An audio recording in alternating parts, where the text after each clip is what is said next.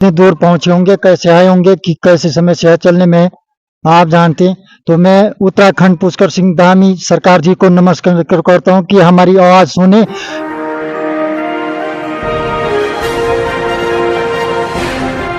नमस्कार, एक बार फिर से स्वागत है आपका समाचार एक्सप्रेस पर। मैं हूं आपके साथ रितिका, ग्राउंड रिपोर्ट। आज हम यमुनोत्री विधानसभा के नौगांव ब्लॉक के बड़कोट क्षेत्र के पटांगड़ी गांव में पहुंचे। आप देख सकते हैं मेरे पीछे तमाम चौपाल के माध्यम से मैं आप कैमरामैन से कहना चाहूंगी, आप दिखाइए कि तमाम जो गांव के लोग हैं वो यहाँ पर मेरे पीछे दिख रहे हैं। आइए इनसे जानते हैं कि इन्होंने मीडिया को यहाँ पर क्यों बुलाया है, क्या इनका प्रयोजन है, क्या इनकी समस्याएं हैं, क्यों ये मजबूर हो गए मीडिया को यहाँ पर बुलाने के लिए। तो आइए इन्हीं की मुजवानी हम इनसे सुनते हैं कि क्या इनके विचार है और क्या इनकी समस्याएं हैं। जी सर नमस्कार। सबसे पहले मैं आपसे जानना चाहूंगी, आप मीडिया को यहाँ पर बुलाने के लिए क्यों मजबूर हो गए?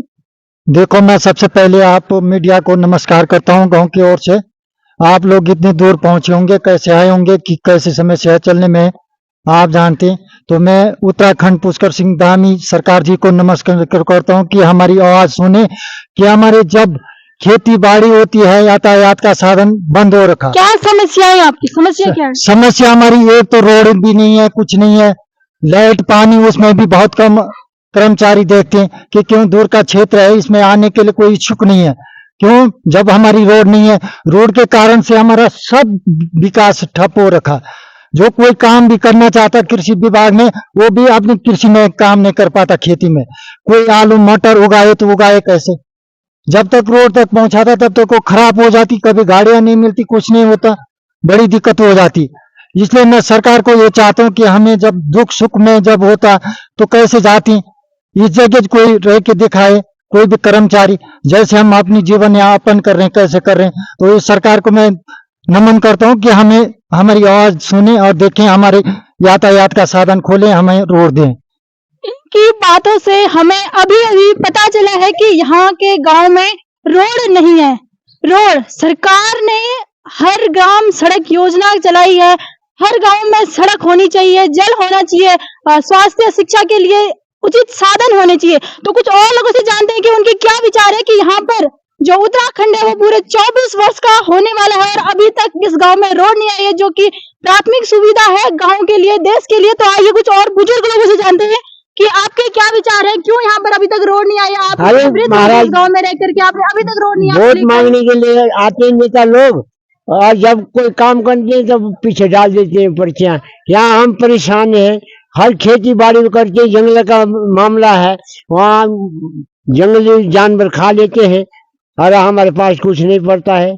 हम यहाँ परेशानी है, जिंदगी गुजार में परेशानी है। नेता लोग आते हैं, नेता लोग बोलते हैं क्या रे ऐसा करूंगा ऐसा करूंगा, खाते वोट लेते और बाद में कुछ नहीं। उत्तराखंड 24 साल का हो गया है, आपको अभी तक जैसे सोए पड़े हो क्या? इस गांव के लोग सोए पड़े हैं कि अभी तक 24 साल में आप लोगों ने ऐसी मांग नहीं रखी है, आगे गए नहीं है सरकार के पास? क्यों ऐसा? अरे महाराज आगे कहाँ गए?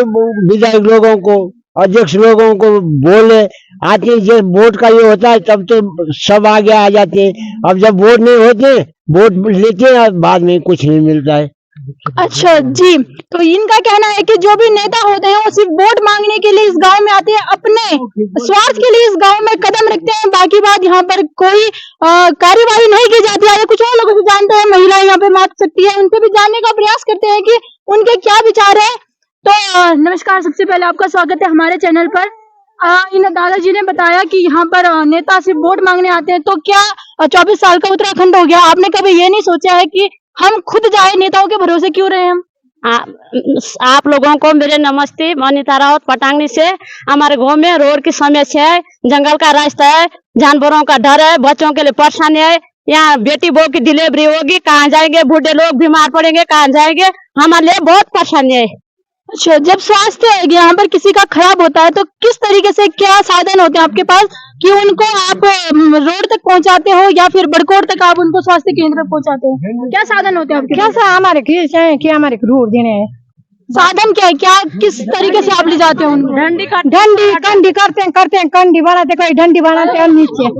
अच्छा, कितना टाइम लगता है नीचे जाते जाते? 2-3 घंटे। मेरे को तो फिलहाल तो 3 घंटे लगते हैं इस रास्ते में चल के। अगर किसी के पेट में डंडी कंडी के सहारे कोई तबीयत खराब हो किसी की, तो कितने घंटे लगेंगे फिर? 4 घंटे लगते मैम। 4 घंटे? हाँ जी। अब आप बताइए कि अगर 4 घंटे में कोई भी बीमार व्यक्ति यहाँ से अगर 4 घंटे यहाँ से नीचे वहां से फिर बड़कोट में पहुंचेगा, तो क्या आपको लगता है कि तब तक उसकी हालत वैसी की वैसी रहेगी, या फिर कुछ भगवान ना करे कुछ दुर्घटना घट जाए तो क्या सरकार को इस पे कोई विचार नहीं करना चाहिए? आइए कुछ और लोगों से जानते हैं उनके क्या विचार है इस मामले में।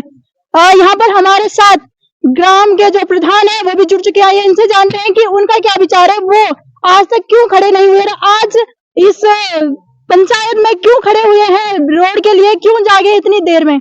जी सर नमस्कार।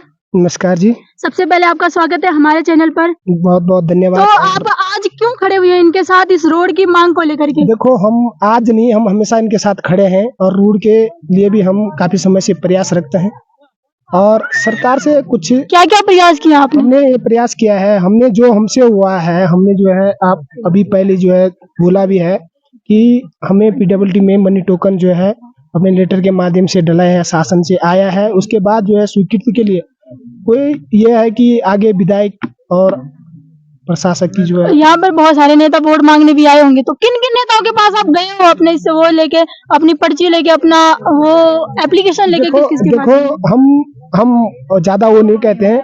हम अपने जो हमारी प्रपार्टी है, जो अध्यक्षता की प्रपार्टी है, हम उसके माध्यम से कह सकते हैं। हम व्यक्ति विशेष किसी को नहीं कह सकते। ठीक है, तो इनका कहना है कि हम व्यक्ति विशेष किसी को नहीं कह सकते। तो यहाँ पर मैंने यहाँ पर देखा है कि यहाँ पर युवाओं की संख्या थोड़ी कम मुझे लगी है। हो सकता है इस गांव की जनसंख्या कम ही हो, लेकिन युवाओं की संख्या भी कम देखने को मिली है। आइए कुछ युवाओं से भी बात करते हैं कि उनका क्या विचार है इस मामले में। क्यों यहाँ के युवा बाहर शहरों में जा रखे हैं, क्यों यहाँ से वो नहीं जा पाते हैं? अगर गांव में रोड होती तो फिर लोग गांव से ही जाते, क्यों बाहर पैसे खर्च करते, लाखों रुपए खर्च करने को लोग मजबूर हो गए हैं। आइए कुछ युवाओं से जानते हैं। जी सर नमस्कार। नमस्कार जी। क्यों लोग यहाँ पे युवाओं की संख्या कम है, पहले आप ये बताइए मुझे। क्या जी? युवा यहाँ पर कम क्यों है?